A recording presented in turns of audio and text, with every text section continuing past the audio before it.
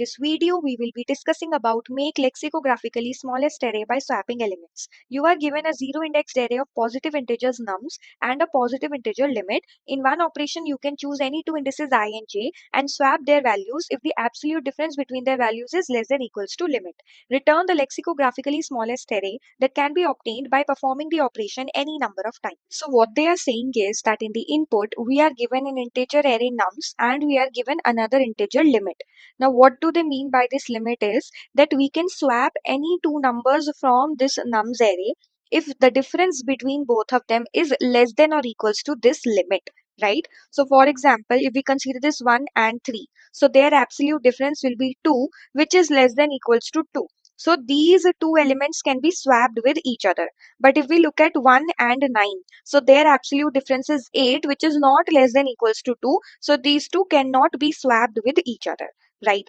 So now given this condition, you need to identify that what will be the lexicographically smallest sorted array after you perform any number of swaps, right? Basically here we can perform any number of swaps and we need to find out the lexicographically smallest array, and that lexicographically smallest array we need to return as our answer, right? So now if you see over here, what is a lexicographically smallest array? That the smaller element should be as towards the left as possible, right? The smallest element we try to keep it towards the left, right? So if this condition won't be there, right? If we didn't have a limit and we could swap any element with any other element in the array, then in that particular case, what would be the array? The array would be 1, 3, 5, 8, 9.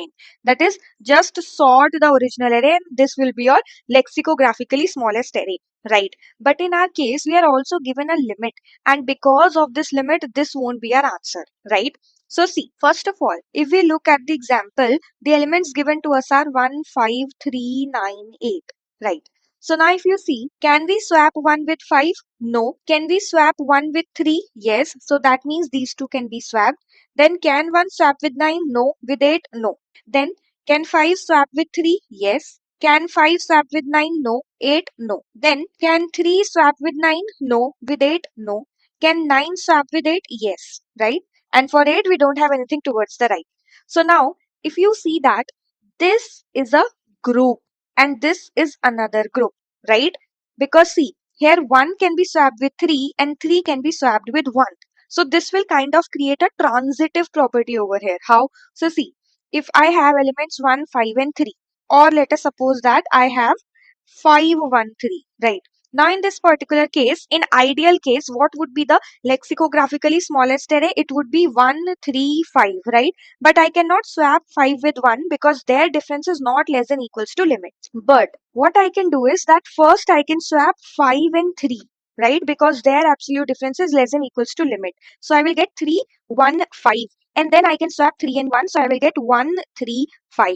And this is what I wanted, right? So although 1 was not able to swap with 5 directly, but with the help of 3, we were able to sort these elements, right? So that is why we are considering this as one group and this as one group, right? So when you have identified groups, then you can sort them within themselves and assign them to the original indices. What do I mean by that? So for that, let's take another example. So the array is 1, 7, 6, 18, 2 and 1, and the limit over here is 3, right?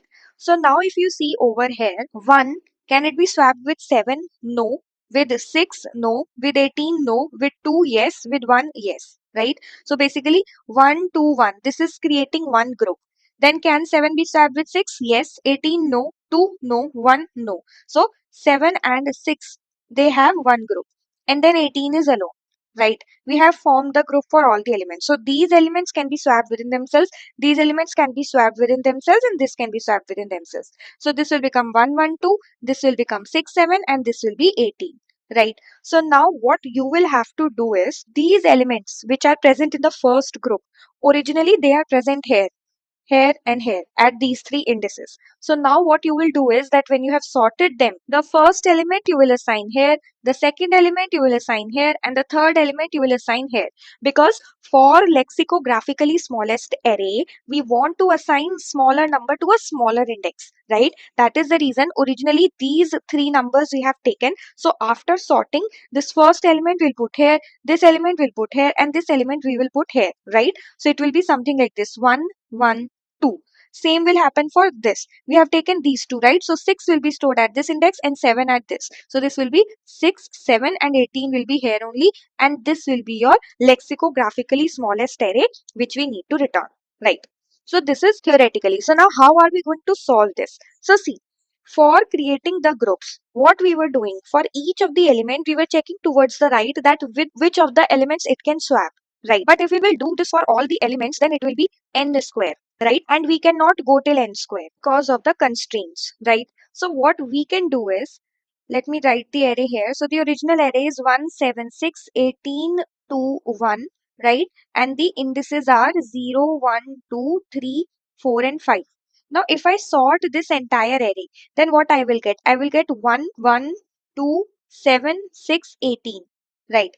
Now, with the help of this, I can identify the groups without going n square, right? Although this sorting will take n log n, but n log n will work, n square will not work, right? So now when I have got this sorted version, I can identify the groups in n time. How?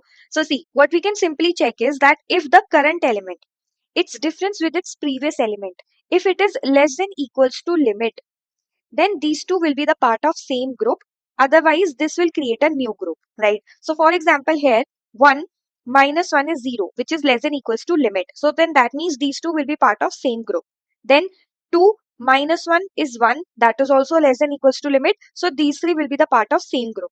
Then we have 7. 7 minus 2 is 5, which is not less than equals to limit, right? So from here, we will create a new group, right? So what we got was that 1, 1 and 2 are part of a same group. And then from here we are starting a new group, right? So now 6 minus 7 is 1, which is within the limit. So this will be one group. And since 18 minus 6 is not less than equals to limit, so this will be another group, right? So these are the three groups that we have created, and we are doing it in n time, right? By sorting the original array, right? So now, although we have sorted it now, but now, how are you going to identify that this one has to be kept at index 0, this one has to be kept at index 4, and this 2 has to be kept at index 5? So, for that also, we will have to do something. We need the indices as well, right? So, what we will do is that when we are sorting our array, right?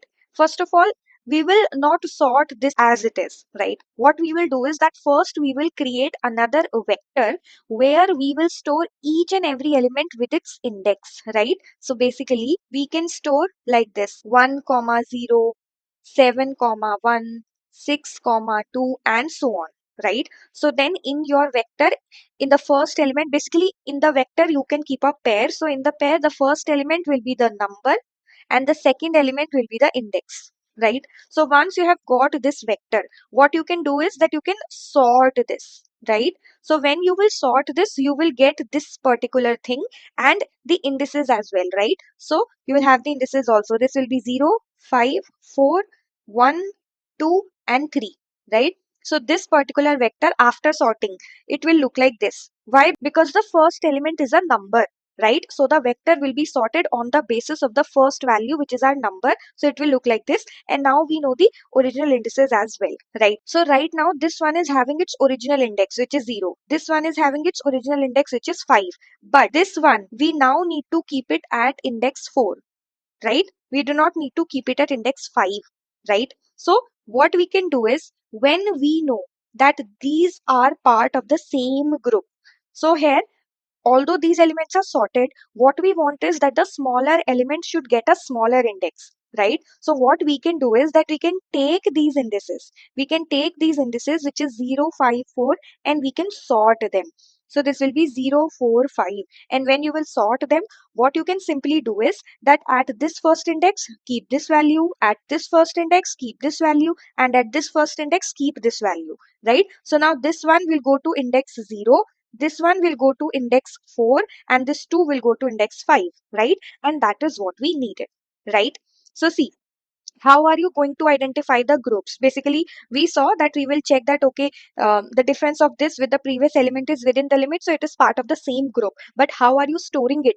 right? How will you identify further? So for that, what we can do is that we can create a vector, right? A vector of vector groups. So this will be a vector of vector which will store all the groups, right? So you will have different groups over here, right? And then this will be one group, this will be one group. So one group can have any number of elements, right? So that is why this is a vector. And since we need the element also and its index also, so here we will store a pair of element comma index, right? So now what you will do is, when you have sorted your array, right? When you have sorted your vector of pair, what you will do, this first element, that will always put it in the first group, right? So it will be 1 comma 0. Then you will check here, what is the difference of it with its previous element? It is within the limit, so it is part of same group, so we will insert it here only, 1 comma 5.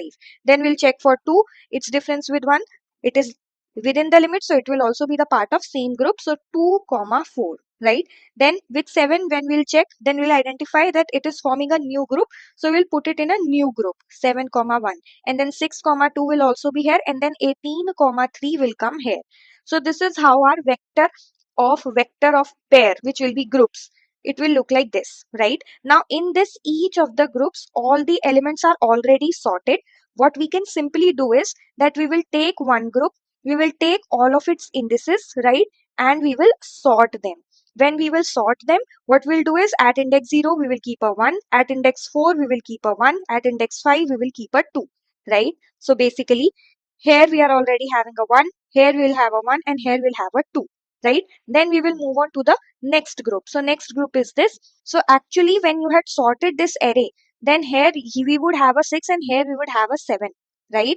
So 6 would be here, 7 would be here, and the index of 6 is 2 and that of 7 is 1. And so when you have inserted it into the group, at that time, it would be 6 comma 2 and 7 comma 1, right? And then when you are encountering this particular group, you will take 2 and 1 out, right? So it will be 2 and 1. You will sort this, you will get 1 comma 2. So now at index 1, we will put 6, right? So at index 1, we will put 6, and at index 2, we will put 7. So here 7 will be there. Then in this particular case, we are having only 3. We will take 3 out. After sorting, it will be 3 only. So at index 3, we will keep 18, which is as is, right? So now this is our final array, 1, 6, 7, 18, 1, 2. This is our lexicographically smallest array, and this is what we need to return as our answer, right? So I hope you got it. Let's look at the code to understand better how are we going to approach this. So first of all, let's take the size of the nums array. So in n, we will store nums.size.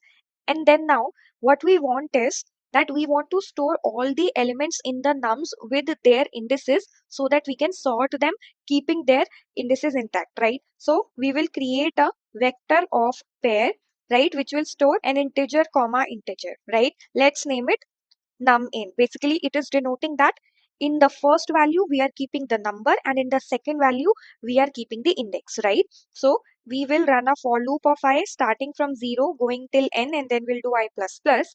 Now in this vector num int, what we want to push, we want to push back a pair of nums of I comma I, right? So this will give us a vector pair which has the first element as the number and the second element as its index. So once we have done this, now what we want is that we want to sort this num int vector on the basis of numbers. So what we'll do is sort num int dot begin comma num int dot end, right? So this will sort this on the basis of the value. So now when we have sorted it, we will create our groups. Now for creating the groups, it will be a vector of pair, right? And it will be int comma int, and then let's name it groups, right? Now as I said, the first element in this num int vector will be the part of the first group, right? So what we will do here, in groups we will push back a vector containing the num int of 0, right? So basically it will sort the first pair in the first group, the first pair of the num int vector into the first group, right? And then we will start a for loop of I from 1, and then we will go till n, and then we'll do I plus plus. And now we need to check that if num int of I dot first minus num int of I minus 1 dot first, if it is less than equals to limit, right? Basically if the difference of current element with its previous element is within the limit, then it will be the part of same group, right? So what we will do is that in the groups, whatever is the last vector, that is from the end, whatever is the last vector, in that particular vector, we will push back this pair num end of I, right? Because it is part of the same group. Otherwise, if the difference is not within the limit, then we want to create a new group. So in that case, in the groups, we will push back a vector of this particular pair, right? So this is what we will do.